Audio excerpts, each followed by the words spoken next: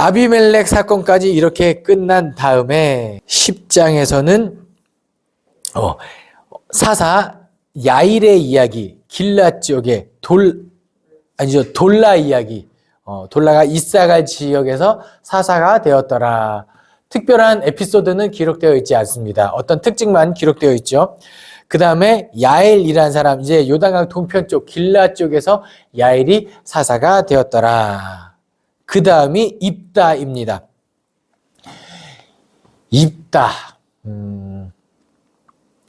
입다는 이제 길앗 지역에서 첩의 자식이었던 것 같습니다. 그러니까 이 형제들이 입다를 인정하지 않아요. 그리고 너 입다 물고 저기 그냥 딱 찌그러져 있어! 이렇게 된 거죠. 그런데 입다가 용사는 용사였던 것 같습니다. 그 암몬 사람들이 길앗으로 쳐들어왔을 때 어찌할 수 없자 이 길앗 사람들이 우리 입다한테 도움을 요청하자. 그러자 입다가 참 콧방귀도 안 나오죠. 야, 지난번에 나 길앗 사람으로 자녀로 인정도 안 해주다가 이제 와서 지금 나한테 그러냐?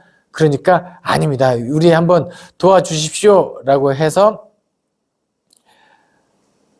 하는데 10장에서 제가 좀 재밌는 구절을 하나 발견했습니다. 뭐냐면 보세요. 불순종했을 때 하나님이 이방 민족을 통해서 심판을 하시죠. 심판하면 백성들이 회개를 하시죠. 회개를 하면 사사들을 세워서 구원을 하시죠. 그런데 이 10장에서 하나님의 속마음이 기록되어 있는 구절을 제가 발견했는데 10장 10절입니다. 16절 사람들이 15절에 이스라엘 자손이 여호와께 여쭈어 우리가 범죄하였사오니 주께서 보시기에 좋은 대로 우리에게 행하시려니와 오직 주께 구하옵나니 오직 오늘 우리를 건져내옵소서 하고 그러면은 그냥 건져주잖아요.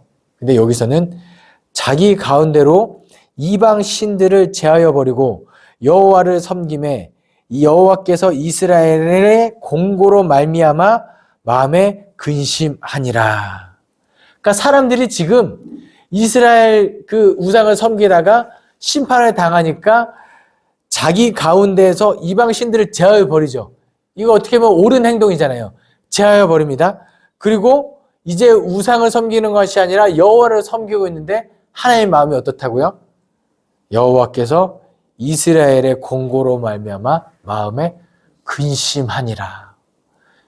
왜 근심하셨을까요? 하나님이 지금 잘하고 있잖아요. 회개하잖아요.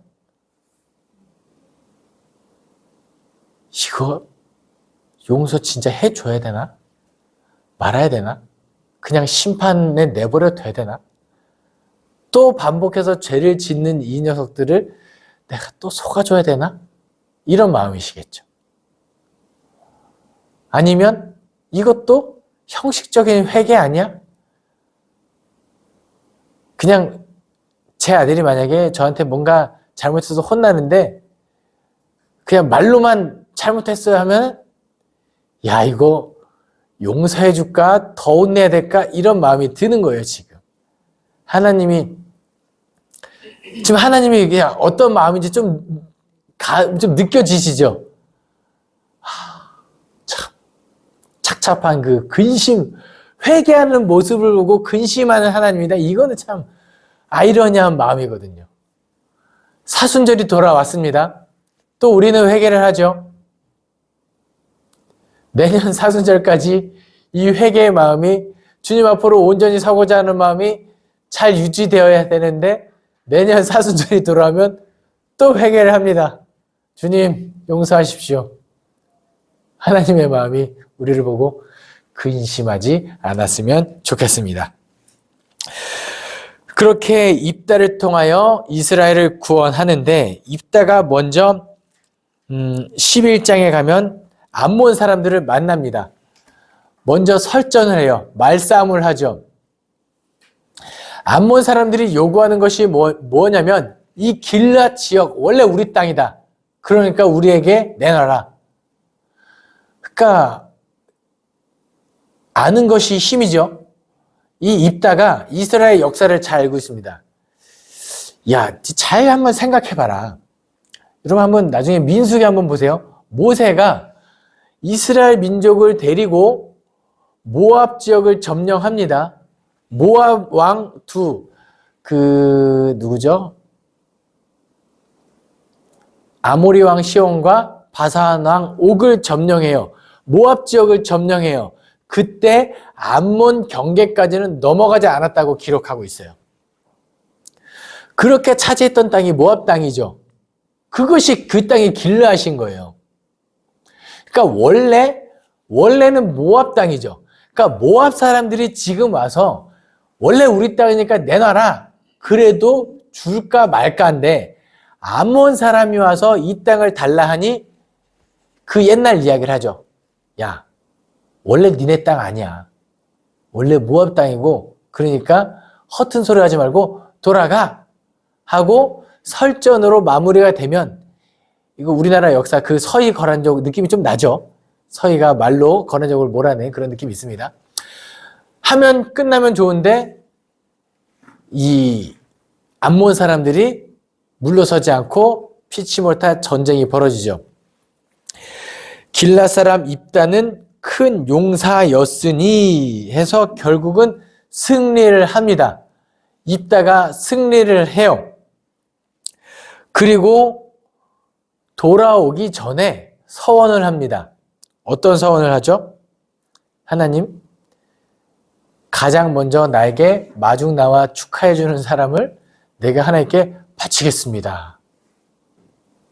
이거 어리석은 서원이다. 아무리 기분이 좋아도. 그러니까 서원은 함부로 하는 게 아니에요. 아무리. 네. 그런데 가장 먼저 마중 나온 사람이 누구예요?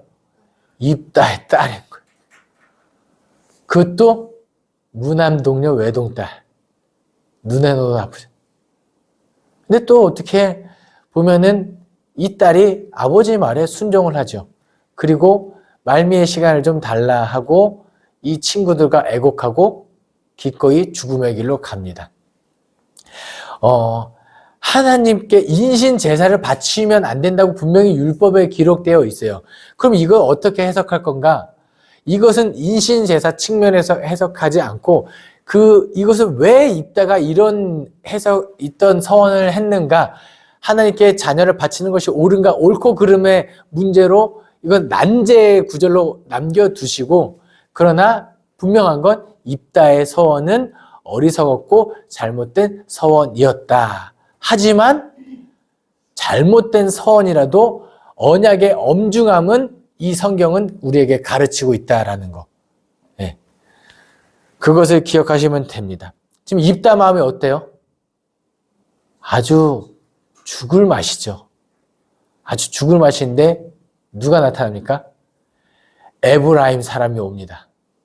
에브라임 사람이 지금 에브라임이 요단강 건너 가나안 쪽에 있는데 기어코 요단강을 건너서 와서 시비를 걸어요. 야, 너네만 잘났냐?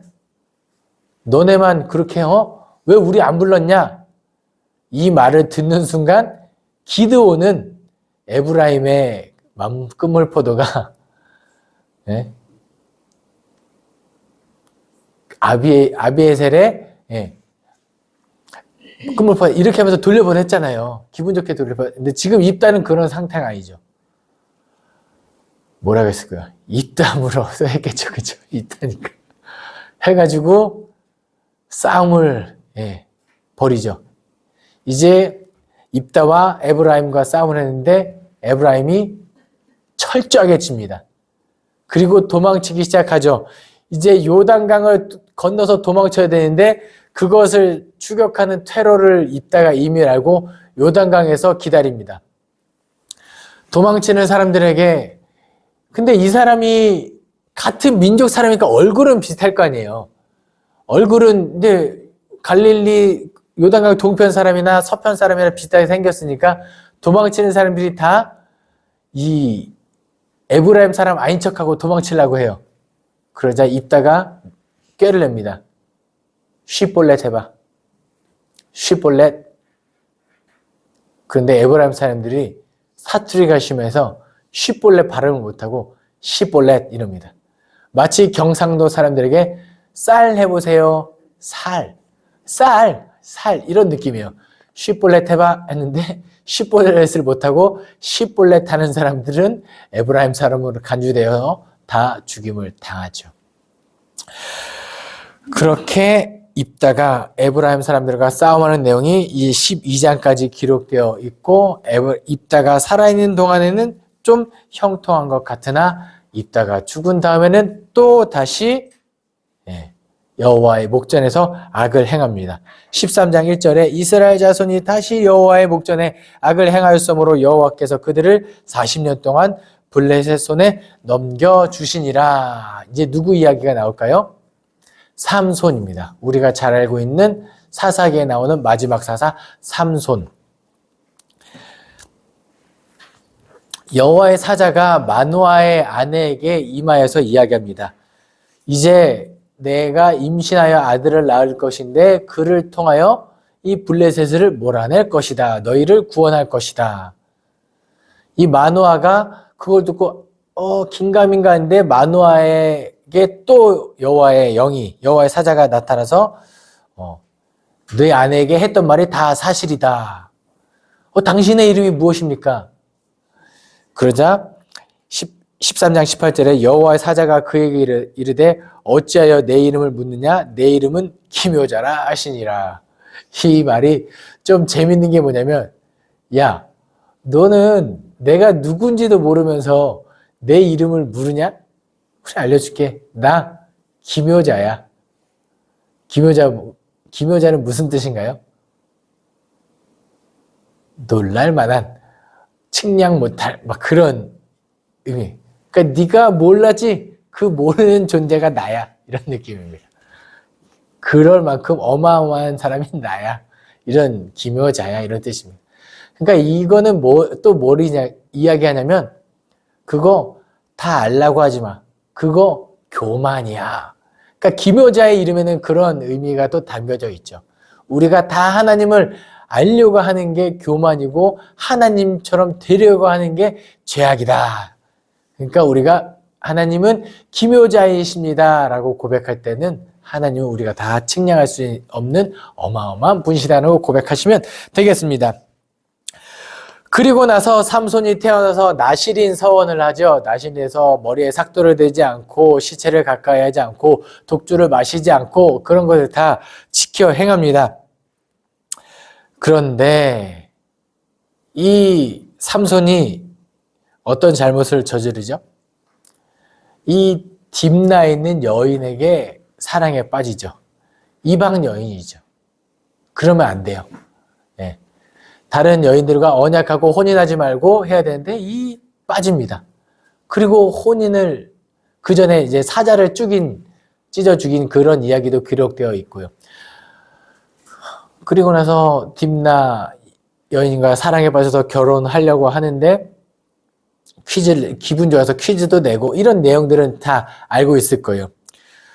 그리고 나서 블레셋 사람들을 쳐 죽여서 그 옷을 사람들에게 갖다 주고 도망쳤다가 이 딥나 여인의 장인이 이제 삼손이 도망쳤나 보다, 사랑하지 않는가 보다 하고 다른 여인에게 주고 이렇게 장인에게 분풀이 하려고 여우 꼬리에다가 불을 내가지고 막 장인 논밭을 다 태워버리고 이런 짓을 저지릅니다. 이런 사람이 사사인가 싶죠.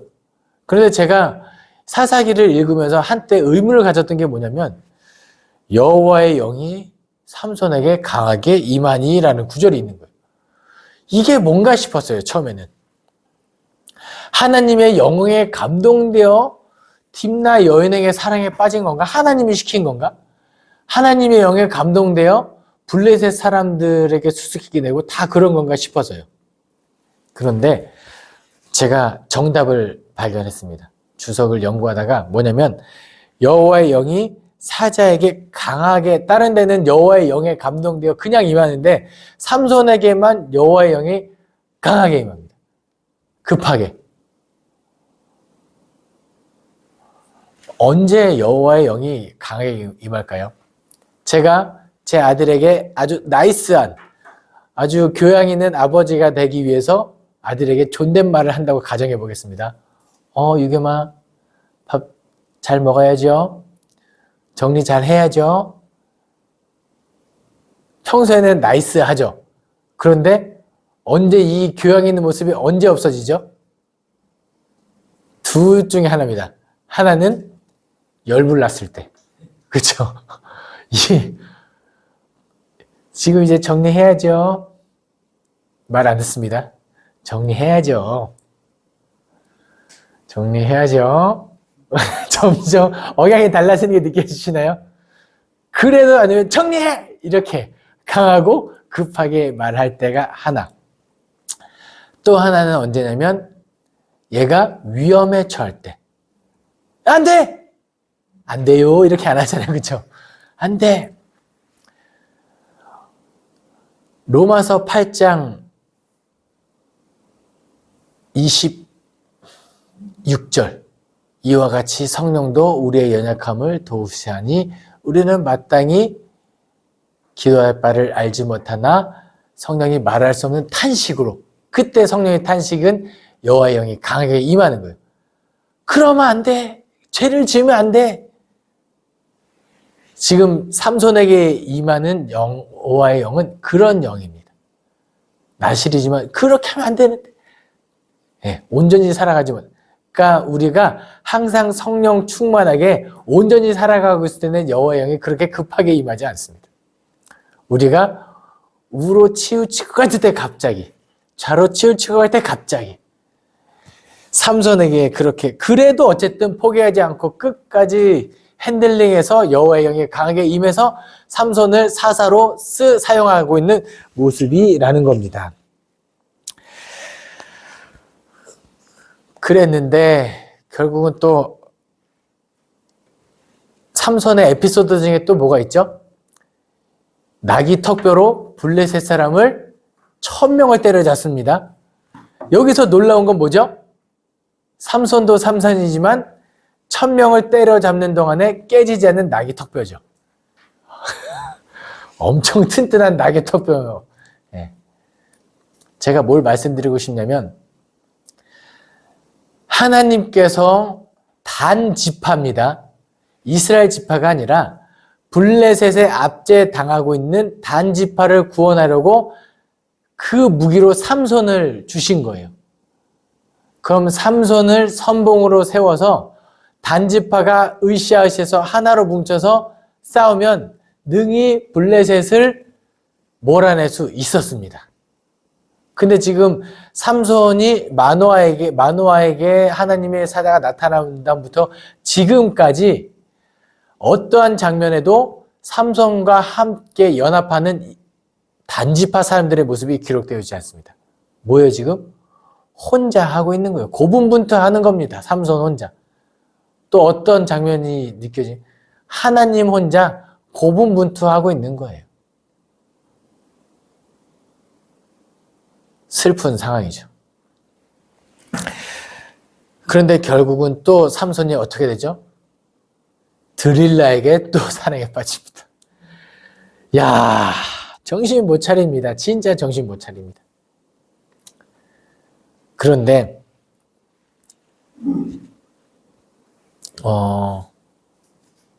그 전에 삼손이 나귀턱뼈로 사로잡힐 때, 나귀턱뼈로 사람을 죽일 때 이 삼손을 사로잡은 사람이 누군지 아십니까? 블레셋 사람들이 가서 잡은 게 아니에요. 성경책 잘 읽어보세요. 단지파 사람들이 사로잡아서 블레셋 사람들에게 삼손을 넘겨줍니다. 그러니까 지금 단지파가 어느 정도로 타락했는지가 보여져 있는 거죠.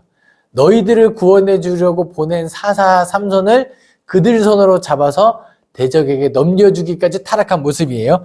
근데 결국 이제 또 들릴라에게 사랑에 빠지고, 들릴라 이 품속에서 있는데 묻습니다. 들릴라가 뭐라고 물어요? 당신의 힘의 근원은 어디입니까? 그러자 대답을 합니다. 만일 마르지 아니한 새 활줄 7으로 나를 결박하면 나는 꼼짝 못할 거야. 근데 또 들릴라가 그걸로 묶습니다. 블레셋 사람들이 쳐들어왔을 때 끊고 물리치죠. 들릴라가 당신은 어떻게 나를 속일 수가 있습니까? 지금 삼손이 화를 내야 되는 상황에 들릴라가 화를 냅니다. 당신이 어떻게 나를 속일 수 있습니까? 어떻게 하면 당신을 결박할 수 있습니까? 삼손은 속이 없는 사람인가요? 또 이야기하죠. 만일 쓰지 아니한 새 밧줄로 나를 결박하면 나는 약해질 거다. 들릴라가 그를 그렇게 결박합니다. 블레셋 사람들이 잡으러 왔을 때 삼손이 그걸 끊고 물리치죠. 들릴라가 또 화를 냅니다. 또 나를 속였군요. 삼손이 화내야 되는 상황 아닙니까? 들릴라가 화를 내고 어떻게 하면 당신을 결박할 수 있습니까? 그대가 만일 나의 머리털 7가닥으로 배틀에 날씨를 섞어 짜면 되리라. 그리고 잠들어요. 그러면 들릴라가 자는 동안에 삼손 머리털을 뽑았겠죠. 그럼 삼손이 아따거.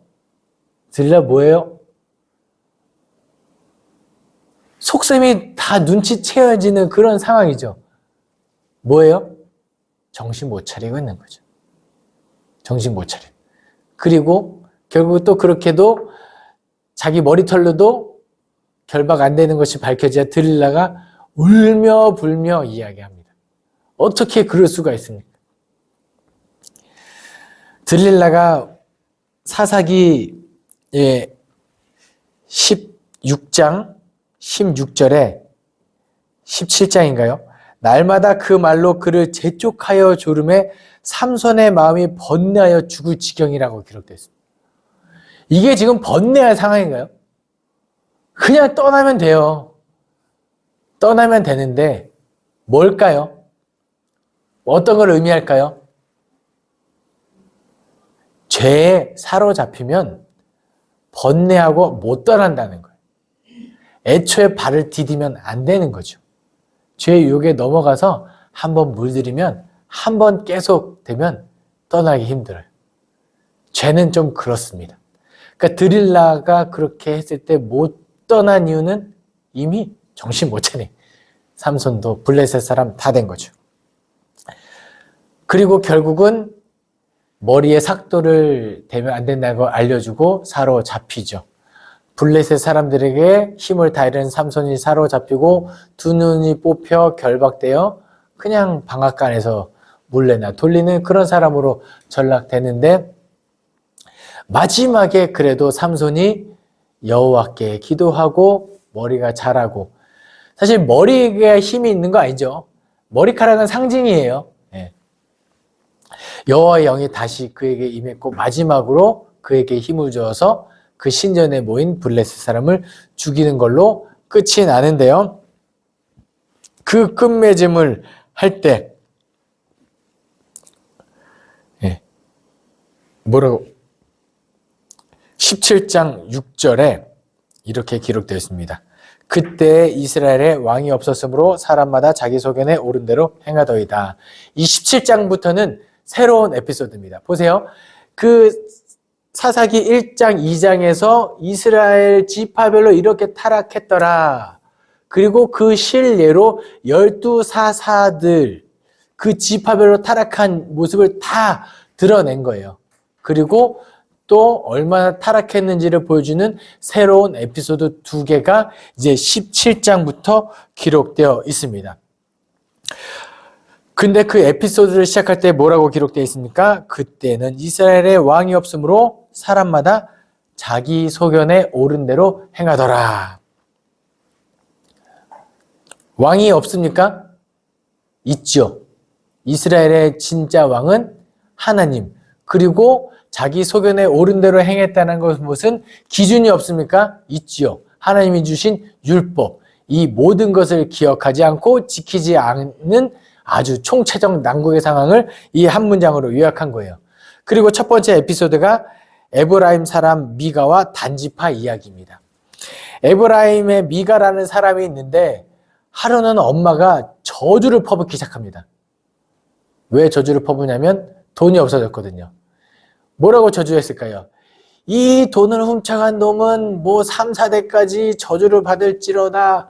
뭐 들어가도 코가 깨지고 나가도 코가 깨지고 그냥 입에 담을 수 없는 저주를 막 퍼붓는 거예요. 그러자 듣다 못한 아들이 이실직고를 합니다. 엄마, 사실 내가 가져갔어요. 그러니까 이게 아까 말했잖아요. 입으로 함부로 내뱉으면 안 되죠. 그러니까 이 사람이 두려워하기 시작합니다. 지금 에브라임 이 사람이 자기가 퍼붓은 저주를 무효시키고자 제사장을 세우는데 동네를 보니까 유다 땅 베들레헴 레위 소년이 있는 거예요. 이거 뭘 의미하냐면 이 레위 소년이 자기 성읍에서는 먹고 살기 힘들어서 유리방화하고 이를 넘어왔다는 거예요. 사람들이 그만큼 제사를 지내지 않는다는 거예요. 예배가 무너졌다는 것을 증명하는 내용입니다. 근데 이 사람을 세워다가 자기 맘대로 자기 집안의 제사장으로 세웁니다. 그럼 저주가 상쇄될까요? 안 될까요? 그냥 자기 소견에 옳은 대로 행하는 거예요. 그런데 어느 날 밤에 단지파 사람들이 이 에브라임 사람 미가 집으로 들어옵니다. 왜 왔어요? 이 사람들이 왜 왔을까요?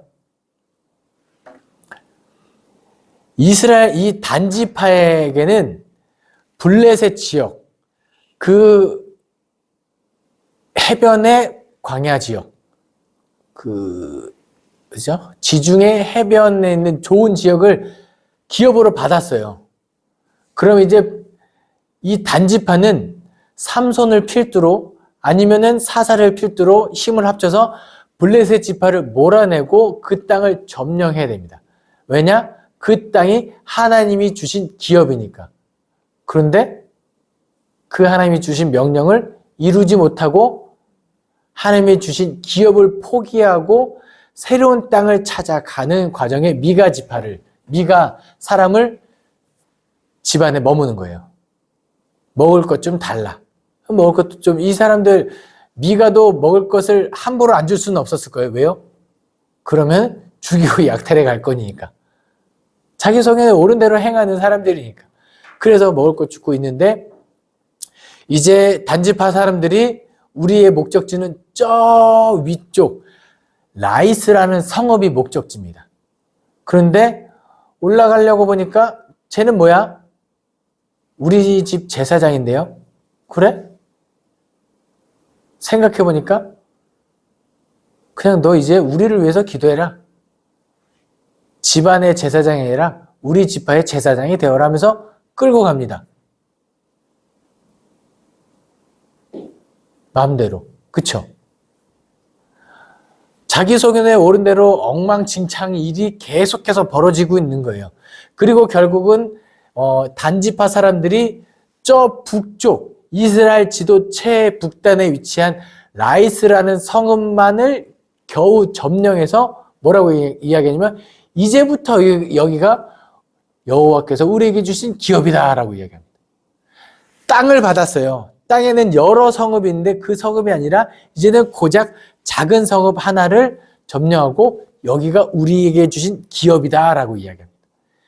이거는 뭐냐면 이스라엘의 치욕스러운 기록이 여기 기록되고 있는 거예요. 원래는 지도가 이제 이스라엘 지도는 뭐라고 표현하면 단에서부터 브엘세바까지다라는 이야기를 나중에 한번 보시게 될 거예요. 원래는 북단이 단지파가 아니었거든요. 지도를 보면 납달리에서부터 브엘세바까지였어야 돼요. 그런데 이제 단에서부터 브엘세바다. 여호와께서 주신 기업을 점령하지 못한 치욕스러운 기록이 여기 기록되어 있습니다. 자기 소견에 옳은 대로 행하는 두 번째 에피소드입니다. 에브라임 사람 중에 어떤 제사장이 있는데 첩을 얻죠. 이 첩이 베들레헴 유다 땅 베들레헴 첩을 얻습니다. 근데 이 첩이 또 도망치네요. 그럼 이 사람이 자기 첩을 찾아서 장인 집으로 찾으러 옵니다. 장인은 그래도 나름대로 선대하고 그 아내를 첩으로 데리고 돌려보내려고 합니다. 그런데 밤이 좀 깊어지니까 장인이 이야기합니다. 하루를 더 유숙하고 가라. 밤이 깊었다. 아니다. 우리는 빨리 가야겠다고 그 말을 뿌리치고 가는데, 돌아가는 길에 너무 이제 어두컴컴해지니까 집까지 못 가게 된 거예요. 그러자 시종이, 그 함께 갔던 시종이 뭐라고 이야기하냐면, 시종에게 아모리 사람 지역에서 우리가 머무는 것은 옳지 않다. 이방 민족이 아니라 그래도 같은 지파인 베냐민 지파 쪽에서 우리가 유숙하자라고 이야기합니다. 그래도 베냐민 지파, 기브아 사람 믿을만하지 않겠냐? 들어가는데 어떤 일이 벌어지죠? 사람들이 와가지고. 그런데 베냐민 지파 기브아 사람 집에 가서 유숙하려고 그랬는데 아무도 거들떠보지 않습니다. 원래는 부지 중에 오는 사람 천사일지도 모르니까 다 환대하고 맞이해야 되는데 아무도 환대해주지 않고, 결국은 누가 이 사람을 데려가냐면 에브라임 노인인가가 이 사람을 데려다가 유숙시킵니다. 그런데 기브아 깡패들이 이 노인 집에 와서 저 사람을 내어라, 우리가 상관해야겠다. 이거 어디서 본 것 같죠? 저 사람을 내어라, 우리가 상관해야겠다. 언제? 소돔과 고모라 때. 그쵸? 그때만큼 기브아가 악하다는 겁니다. 그러자 이 제사장이 자기 첩을 밖으로 내어주고 이 첩이 죽임을 당하죠. 그래서 나중에 그 예언서 어디죠? 소예언서에 보면은 너희 땅이 이렇게 악해졌다고 할 때 기브아 시대처럼 악해졌다라고 표현하기까지 합니다. 기브아는 타락의 이제 대명사가 되겠죠. 그러자 자기 첩이 죽어 있는 것을 보고 이 제사장이 시신을 12토막을 내요. 그리고 각 지파로 뿌리고, 베냐민 지파가 이렇게 악행을 저질렀다고 득달같이 연합군이 모여서 베냐민 지파와 전쟁을 시작합니다. 이게 전쟁까지 이루어질 일인가요? 그 베냐민 지파, 그 안에서도 기브아 사람, 그 안에서도 나쁜 사람들만 처벌하면 되는 건데, 베냐민 지파는 또 자기 사람들에게 안 내줍니다. 전쟁이 시작되죠. 처음에는 베냐민 지파 사람들이 승리하다가 이렇게 작전에 휘말려 용사들이 나왔을 때 베냐민 본진이 털리고 베냐민 지파 600명 정도, 400명인가 600명 정도가 림몬 바위로 피신을 갑니다. 그런데 문득 어떤 사람이 울면서 이야기해요. 베냐민 지파의 한 지파가 이렇게 사라지는 건가? 자기네들이 다 죽여놓고 지금 울고 지파가 없어진 걸 슬퍼하는데, 그 전에 사람들이 뭐라고 하냐면 우리 중에 누구라도 베냐민 사람들에게 여인을 내어주는 사람은 저주를 받을 거야 서원을 합니다. 그리고 울어요. 이렇게 기업이 없어지면 되나? 그건 좀 아닌 것 같네. 근데 우리가 이미 우리 딸을 내어주지 않기로 서원을 했으니 다른 방법을 찾아야겠다. 그러자 실로에 제사를 드리러 온 그 이방 민족 여인들을 납치에다가 베냐민 사람들에게 내어줍니다. 혼인하도록. 그래서 베냐민 지파의 명맥이 유지되는. 제가 이 두 가지 에피소드를 쭉 말씀드린 동안에 21장 25절에 또 이렇게 요약을 해요. 그때 이스라엘의 왕이 없으므로 각기 자기 소견에 옳은 대로 행하였더라. 기준도 없고 왕도 없고 하나님도 모르고 율법도 지키지 않는 그 타락한 시대가 사사 시대였음을 마지막으로 마무리하고 있다라는 겁니다. 그래서 사사기를 읽을 때마다 기분이 썩 좋지는 않습니다. 물론 그 가운데 역사하시는 하나님이 계시긴 하지만, 그래서 여러분 사사기를 읽고 이렇게 암울해진 마음은 다음 주에 룻기를 통하여 치유하도록 하겠습니다. 어쨌든 요약하면 사사기는 사사기가 주는 교훈은 뭐냐? 하나님을 기억해라. 어떤 하나님을? 우리의 왕 되시는, 우리를 통치하시고 우리를 다스리는 하나님을 기억하고 여호와의 율법을 지켜 행하라. 하나님의 성경의 가르침대로 살아갈 수 있는 우리 모든 성도님들 되기를 소망합니다. 기도하겠습니다. 사랑이 많으신 하나님 아버지 감사합니다. 오늘도 사사기를 통하여 우리를 향하신 하나님의 뜻을 깨닫게 하시니 감사드립니다. 우리를 향한 하나님의 뜻을 깨달았사오니 그 뜻을 기억하고 늘 지켜 행하는 그리스도인 되게 도와주시옵소서. 하나님 율법을, 하나님의 말씀을 잘 지켜 우로나 좌로나 치우치지 않고 늘 형통케 하여 주시옵소서. 감사드리며 예수 그리스도 이름으로 기도합니다. 아멘.